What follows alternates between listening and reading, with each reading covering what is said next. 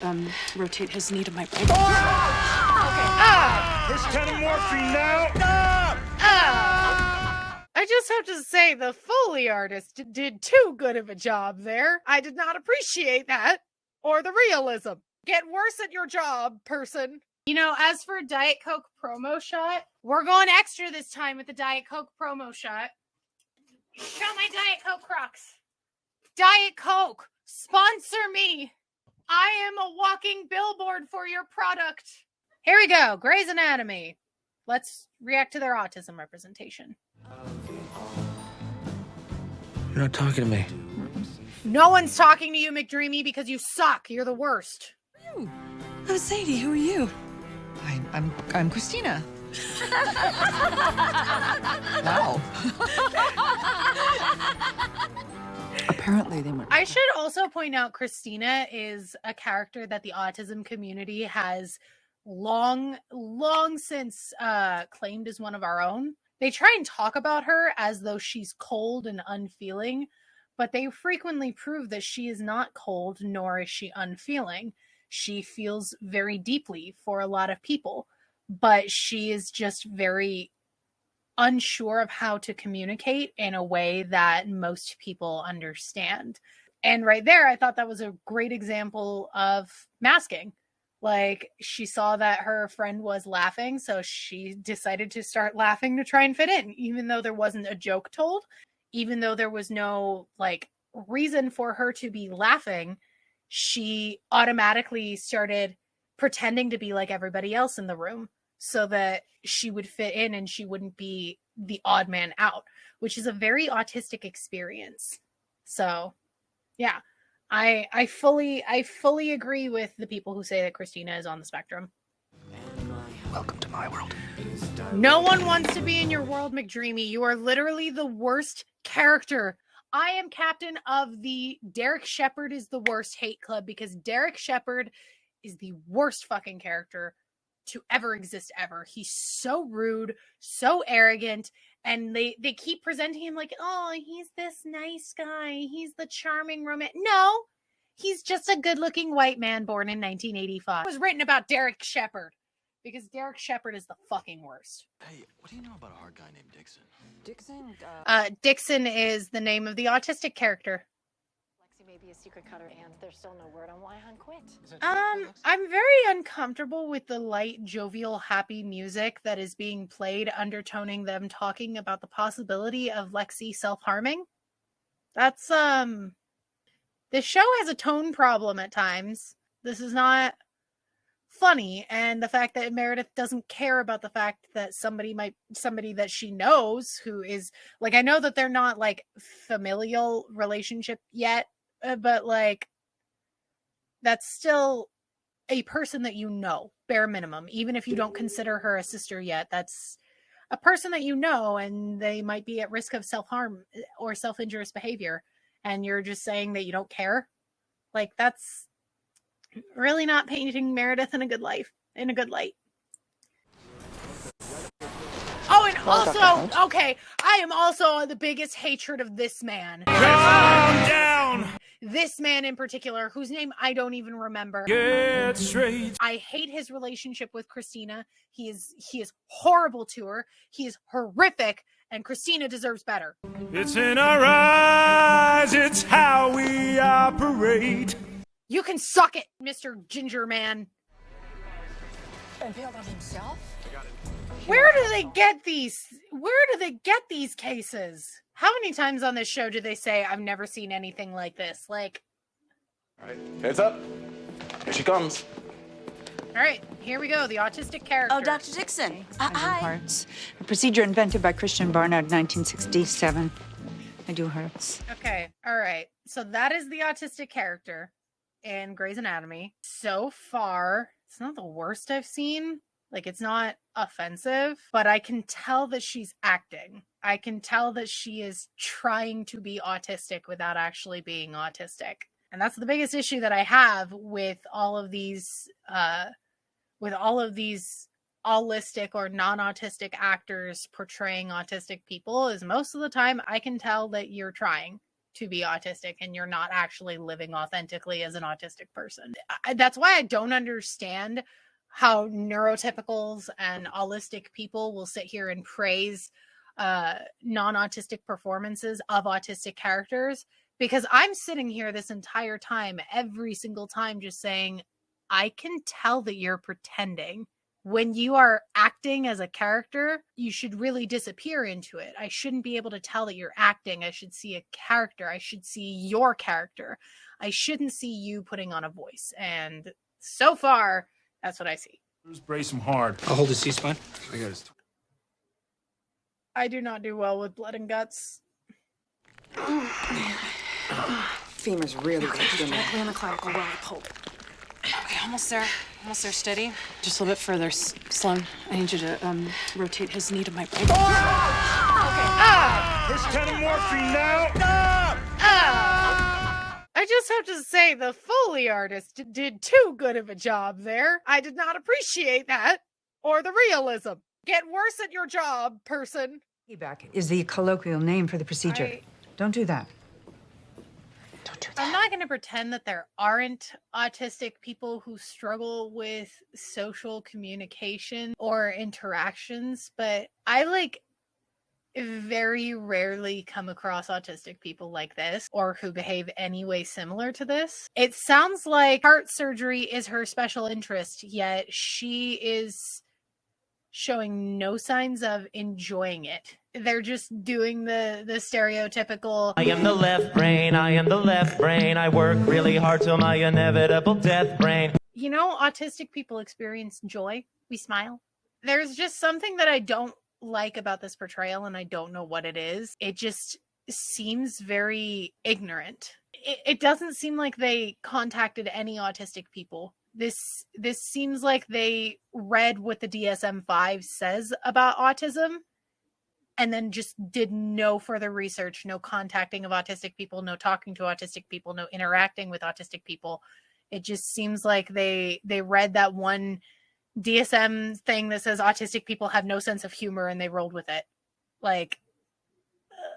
Navajos, we don't even touch the dead. We don't touch their bodies or belongings because the spirit clings there. So to have part of a dead body... I can't comment on the indigenous culture aspect here because I myself am not indigenous in any way, shape, or form. So I cannot comment on that. But this is...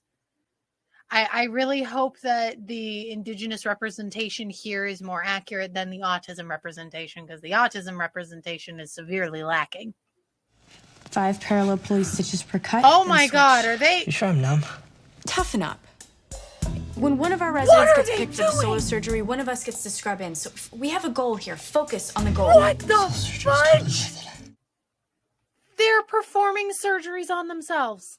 I'm not a doctor, but that has to be against several laws. That is, oh my God. This is why you have cadavers. What is this? What? I am baffled.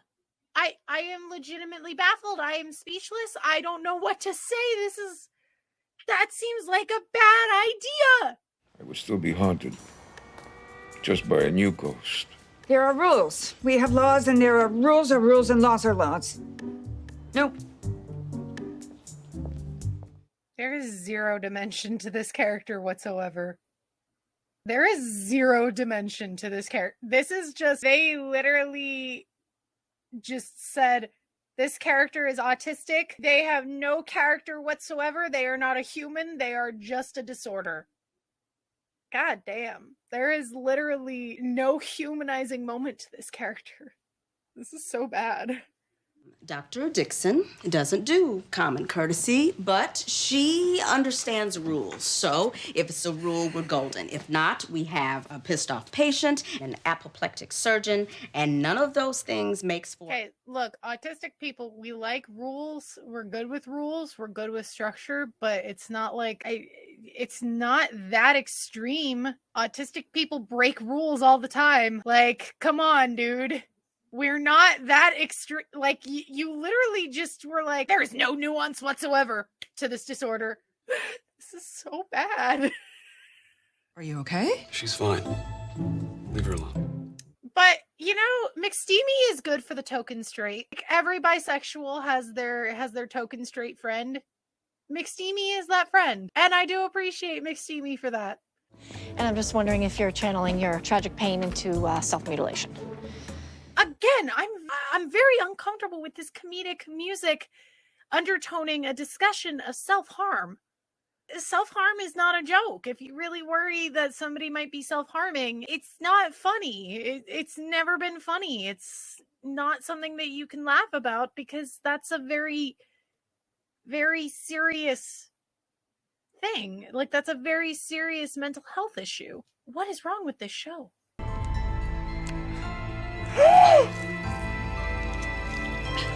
What the fuck?